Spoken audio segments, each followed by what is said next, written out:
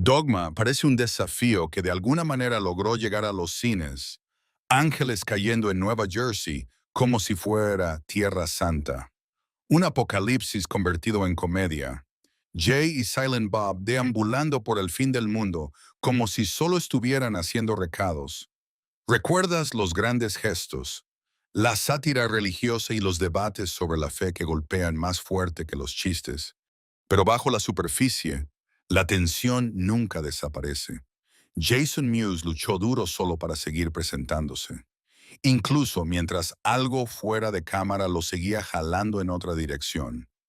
La reacción negativa se volvió tan intensa que dejó de sentirse como indignación y empezó a convertirse en amenazas dirigidas al propio Kevin Smith.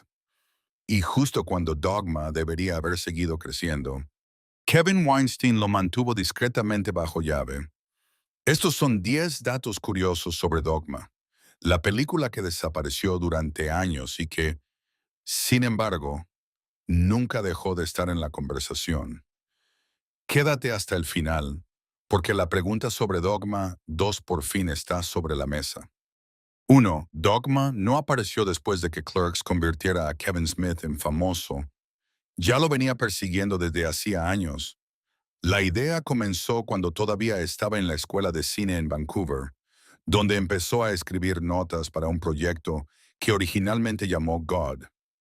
Surgió de las preguntas religiosas que cargaba desde la infancia, moldeadas por una educación católica, fe, reglas, culpa, creencia.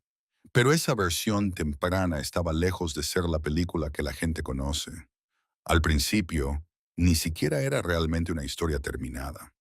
Era más bien un montón de piezas a las que Smith seguía regresando. Rufus ya estaba allí. Serendipity ya estaba allí.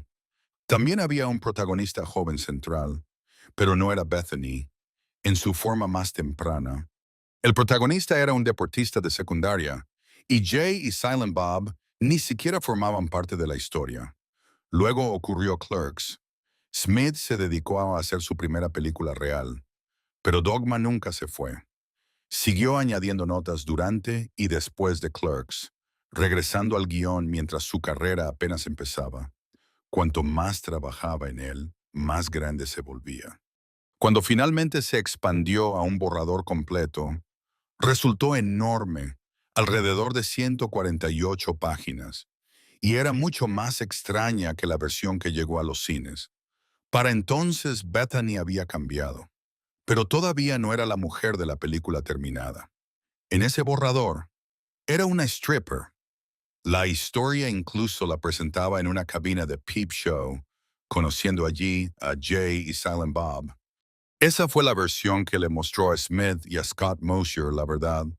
La película era demasiado grande, demasiado cargada de efectos, demasiado difícil de manejar para hacer el siguiente paso después de Clerks.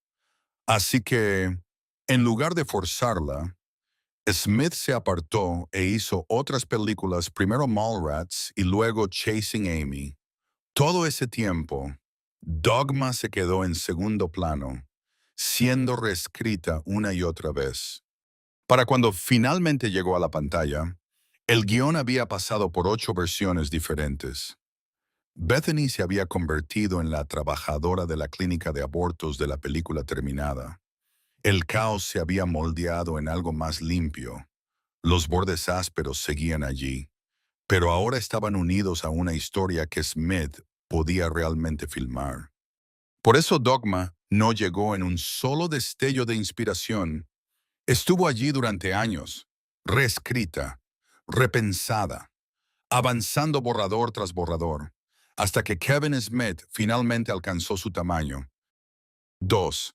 Incluso después de que Kevin Smith finalmente le diera forma a Dogma, el reparto todavía no estaba cerrado. La primera versión se veía mucho más familiar. Smith todavía estaba cerca del círculo creativo de Chasing Amy, por lo que el plan inicial llevaba esa energía adelante. Joey Lauren Adams estaba considerada para Bethany. Ben Affleck ya estaba confirmado para Bartleby. Jason Lee estaba alineado para Loki. En esa etapa, La película todavía parecía una extensión del mundo que Smith ya había estado construyendo con su gente habitual. Luego la película creció y ese primer plan empezó a desmoronarse. El papel principal fue el primer gran cambio. Los financiadores no querían a Joey Lauren Adams como Bethany. Querían poder de estrellas, lo que inmediatamente cambió la escala de la decisión. Bethany dejó de ser la siguiente protagonista de Kevin Smith y se convirtió en un rol que el estudio quería comercializar con más fuerza. Así que el papel se reabrió. La siguiente elección de Smith fue Gillian Anderson, lo cual tenía sentido, tenía inteligencia, presencia y la suficiente gravedad para sostener el centro espiritual de la historia. Ella rechazó. El rol siguió moviéndose hasta que Linda Fiorentino entró, aportando un filo mucho más agudo y duro del que habrían tenido las versiones anteriores de Bethany. Luego también cambió la pareja de ángeles.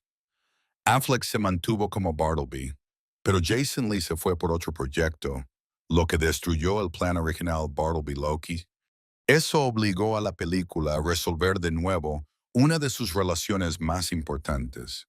La respuesta vino de Affleck, quien sugirió a Matt Damon. Damon interpretó a Loki, y ahora la película tenía un equilibrio diferente en su centro, más fluido, más rápido, más natural entre los dos protagonistas. Y la rueda giró otra vez. La agenda de Jason Lee se liberó.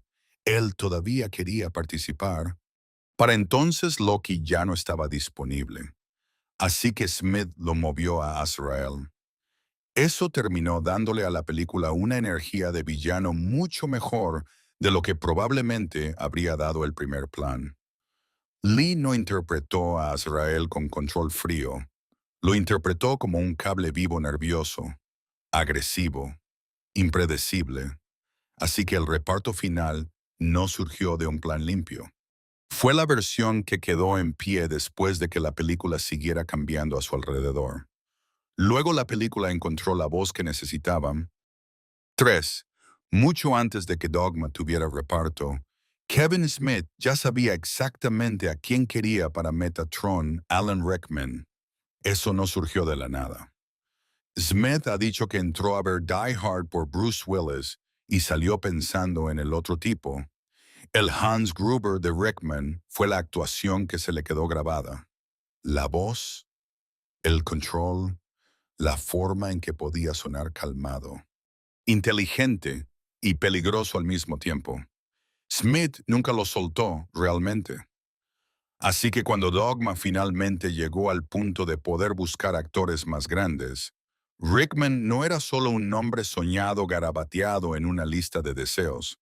Era el tipo, y el rol era lo suficientemente complicado como para necesitar exactamente a alguien como él. Metatron no puede simplemente entrar y soltar información. Tiene que explicar las reglas del cielo y la profecía dentro de una película llena de blasfemias y caos al estilo Kevin Smith. Si se elegía mal, se convertía en una conferencia o en un chiste. La película necesitaba a alguien que pudiera sonar divertido, irritado y poderoso sin perder nunca credibilidad. Miramax se enteró de que a Rickman le había gustado Chasing Amy. Eso abrió una puerta. Smith le hizo llegar el guión y Rickman dijo que sí, casi de inmediato. Lo que debería haber sido una fantasía poco probable se convirtió en una de las victorias de casting más fáciles que Smith haya tenido jamás. Y en el segundo en que aparece, se entiende por qué Smith lo quería tanto. Rickman no interpreta a Metatron como un cliché místico brillante. Lo interpreta como alguien que ha tenido que explicar la burocracia del cielo demasiadas veces y está perdiendo la paciencia con todos los involucrados. Las líneas caen secas, la irritación se siente real, la autoridad nunca flaquea. Hace que el personaje sea gracioso sin empequeñecerlo y poderoso sin convertirlo en una máquina de sermones rígida. Eso le dio a la película algo que necesitaba mucho en su centro, no otro chiste, no otro discurso, Una voz que pudiera entrar en todo ese ruido y hacer que las reglas del cielo sonaran como si siempre hubieran estado allí. 4. Alan Rickman no solo cambió la película cuando apareció, también cambió a Jason Mewes. Mewes sabía exactamente qué tipo de actor era Rickman, y eso se le metió en la cabeza rápidamente. Esto no era otro set relajado de Kevin Smith, donde podía aparecer, confiar en el instinto y dejar que Jay lo llevara. Estaba a punto de compartir escenas con alguien a quien veía como serio, preciso y muy por encima de su zona de confort habitual. No quería ser el eslabón débil al lado de Alan Rickman. Kevin Smith también lo vio, así que apartó a Mewes y le dejó muy claro: preséntate preparado, conoce el material y no te conviertas en el problema. Mewes se tomó esa advertencia más en serio de lo que Smith esperaba. Regresó con sus líneas memorizadas. Smith lo probó, probablemente esperando que se desmoronara. No fue así. Mewes tenía los diálogos de Jay dominados. Luego Smith presionó más y se dio cuenta de que había ido mucho más allá. Mewes había memorizado las líneas de todos. Fue entonces cuando Smith empezó a probarlo de verdad. Smith le lanzaba páginas al azar, leyendo partes de todo el guión, y Mewes respondía con los intercambios completos. No solo estaba intentando sobrevivir al rodaje, estaba intentando estar a la altura. Eso es lo que hace que esta historia impacte. Por un momento, la presión sacó la mejor versión de él. Quería ser confiable. Quería demostrar que podía hacerlo. Quería estar en ese reparto y no parecer el tipo que no pertenecía. Pero había otra verdad corriendo por debajo de todo. Mientras todo esto sucedía, Mewes seguía luchando contra la adicción a la heroína. El esfuerzo era real. La preparación era real. El problema debajo también era real. Durante el rodaje, en momentos en que la cámara no se centraba en él, a veces se desconectaba y se quedaba dormido. Smith tenía que apartarlo y advertirle, porque ninguna cantidad de memorización podía ocultar completamente lo que todavía estaba ocurriendo. Y la película captó accidentalmente parte de eso. En la secuencia del bar, mientras Jay es retenido por el grupo de Azrael, en realidad se puede ver a Mewes cabeceando en el fondo de algunos planos. Eventualmente, esa contradicción lo alcanzó. Había pasado años intentando funcionar dentro del caos, hasta que se dio cuenta de que no podía seguir viviendo así. En 2010 finalmente se comprometió con la sobriedad y encontró la salida. Así que Dogma contiene ambas verdades al mismo tiempo, el peso que cargaba y la fuerza que un día lo llevaría adelante.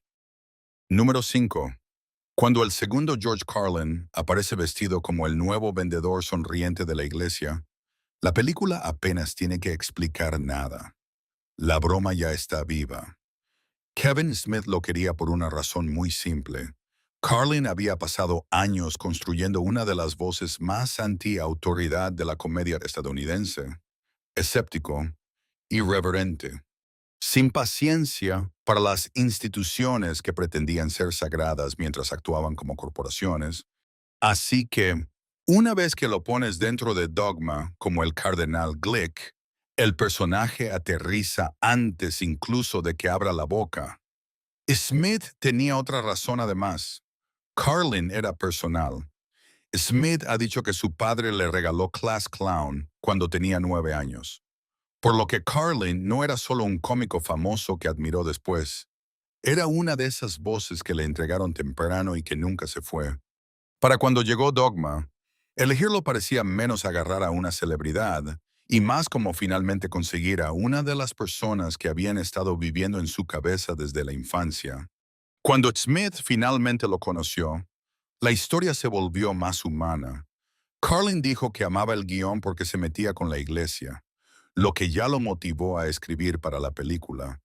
Pero también llevaba algo mucho más pesado al papel. Su esposa había muerto recientemente y no estaba listo para quitarse la alianza. Interpretar a un cardenal católico normalmente significaría quitársela.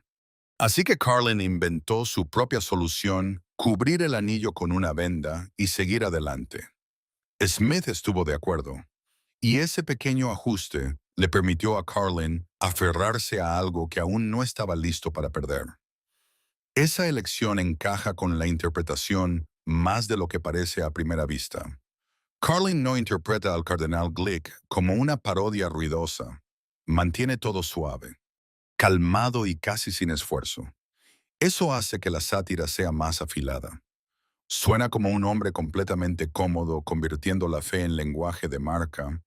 La broma no es que esté gritando algo escandaloso, la broma es que suena plausible, como si la iglesia realmente le entregara el micrófono a un operador sonriente como este y lo llamara renovación.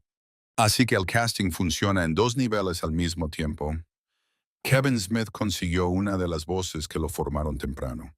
Y la película obtuvo exactamente el tipo de hombre que podía vender una rebranding religiosa con la cara seria. Número 6. Para cuando Dogma llegó frente a las cámaras, Kevin Smith no solo estaba haciendo la película, estaba llenándola discretamente con gente de su órbita, como huevos de Pascua de su propia vida. Algunos los captas de inmediato, otros son de los que solo notas años después, cuando la cara se vuelve familiar en otro lugar. Eso es lo que hace divertida esta parte. Dogma no solo está llena de ángeles, demonios y discusiones sobre la iglesia, también está llena de pequeños enlaces de fondo con el mundo alrededor de Kevin Smith. Uno de los más tempranos es Betty Aberlin en la escena inicial, interpretando a la monja. Eso ya es un extraño pequeño casting, porque Aberlin es más conocida como Lady Aberlin de Mr. Rogers' Neighborhood. Así que la película abre con una cara ligada a uno de los mundos más gentiles de la historia de la televisión. Y luego la mete en el caos católico de Kevin Smith. Luego, la escena del aeropuerto esconde una cara mucho más joven. En el fondo, antes de que la mayoría supiera quién era, puedes ver a Brian Quinn, mucho antes de que el mundo lo conociera como Q, de Impractical Jokers. En ese momento, Quinn trabajaba en la oficina de View Askew, y su entrada al mundo de Smith es su propia historia. Su camino hacia el círculo de Smith ya era extrañamente específico. Había enviado a Smith una cinta de sí mismo, entrando a una tienda de cómics y criticando duramente al dueño por desprestigiar las películas de Kevin Smith. A Smith le gustó lo suficiente como para ofrecerle un trabajo. Esa es una historia de origen tan perfectamente Kevin Smith que ya suena como una escena eliminada. La película también trae de vuelta discretamente a Jeff Anderson. Había interpretado a Randall en Clerks. Luego se alejó por un tiempo. Sentía que debería haber sido pagado más una vez que esa película tuvo éxito. Dogma se convirtió en el punto de reunión, con Anderson apareciendo como el dueño de la tienda de armas.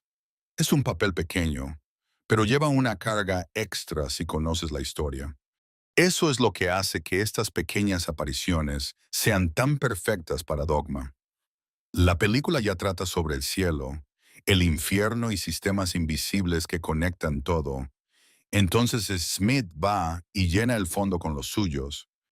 Número 7.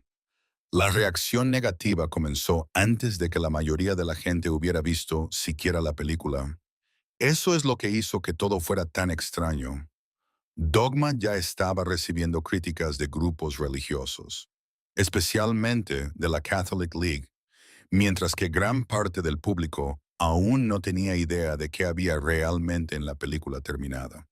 El escándalo se volvió ruidoso temprano y siguió creciendo. Kevin Smith ha dicho que le trajo alrededor de 400,000 mensajes de odio y 3 amenazas de muerte reales, lo cual es una locura para una película que también tiene un monstruo de caca de goma. Y parte de esa ira ni siquiera estaba dirigida a la versión correcta de la película. Un borrador temprano del guión se había filtrado en Internet, así que mucha gente reaccionaba a material que ya había sido reescrito o eliminado para cuando Dogma se completó. Por lo tanto, las protestas no solo fueron tempranas. En muchos casos, se dirigían a escenas que ya ni siquiera existían. Luego, todo se volvió aún más Kevin Smith. Smith se enteró de que iban a haber una protesta en su propio cine local, así que fue a verla él mismo. Llevó a su amigo Brian Johnson, se coló entre la multitud y se quedó allí entre la gente que protestaba contra su película sin que se dieran cuenta de que el director estaba justo al lado. Entonces apareció un equipo de noticias local. El reportero reconoció a Smith y le preguntó si era el director. Smith lo negó al instante y dio el nombre falso de Brian Johnson, lo que dejó al verdadero Brian Johnson a su lado, teniendo que inventar un nombre falso en el momento. Smith luego hizo la entrevista como si fuera solo otro manifestante, hablando mal de Dogma y diciendo que no había oído nada bueno sobre ella, mientras añadía casualmente que sí le gustaba la primera película del director, Clerks. Ese es el tipo de historia que esta película seguía produciendo, una película condenada antes de que la gente la viera. Luego burlada por su propio director mientras él estaba dentro de la protesta, fingiendo ser otra persona. Número 8. Una vez que Dogma llegó realmente a los cines, la historia se complicó más de lo que las protestas hacían parecer.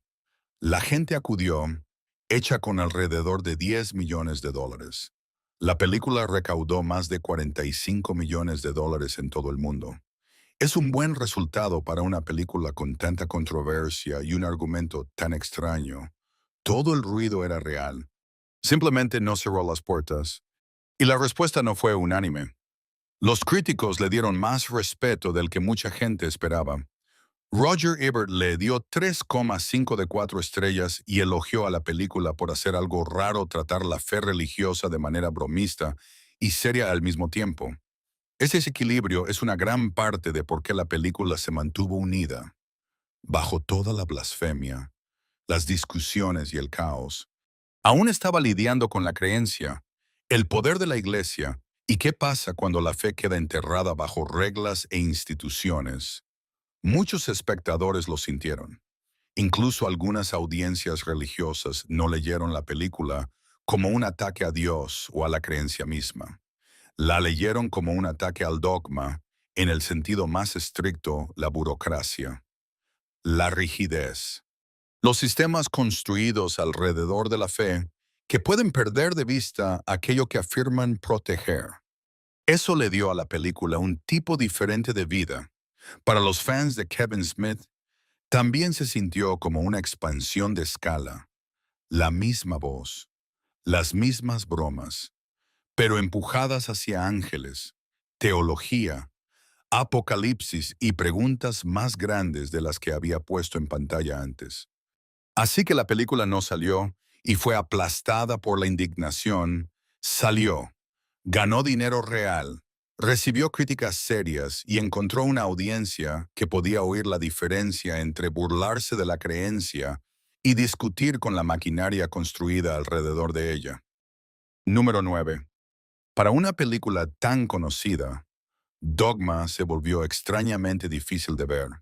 La gente todavía la recordaba, la citaba, luego la buscaban de nuevo y se topaban con la misma pared.